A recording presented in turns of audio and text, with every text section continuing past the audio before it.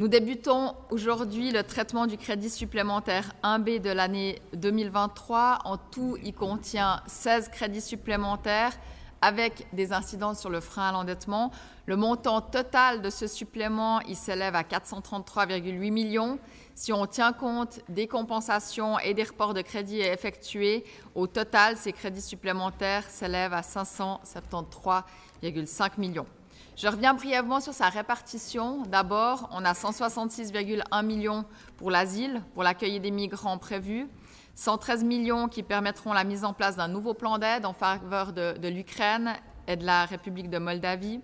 On trouve également 87 millions pour le transport régional des voyageurs et 31 millions pour le renchérissement sur les salaires des employés de la Confédération.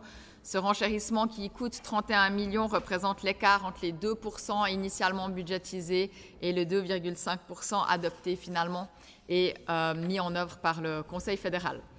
Dans ce crédit supplémentaire, on trouve encore 15,9 millions pour la nouvelle application qui est destinée à la perception de la RPLP et 7 millions en prévision de la campagne d'économie d'énergie à venir.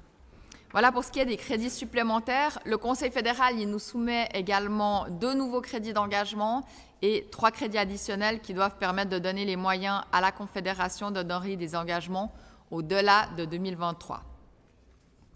À ces montants sont venus s'ajouter une annonce tardive de 132,9 millions déposés par le Conseil fédéral fin avril en vue de financer la mise en place de structures d'hébergement supplémentaires pour le domaine de l'asile et j'en parlerai plus tard. On a traité ce crédit supplémentaire dans le cadre de la Commission des finances le 9 mai et chaque sous-commission concernée avait pris auparavant le temps d'analyser durant le mois d'avril les suppléments la concernant au préalable, à l'exception d'un point, l'annonce tardive concernant l'asile puisque la demande est arrivée trop tard. Par souci d'efficience, je ne reviens pas en détail sur tous les crédits, mais je vous fais part des remarques et des discussions de notre commission à propos de certains objets. Je commence par le plus conséquent, celui concernant l'asile.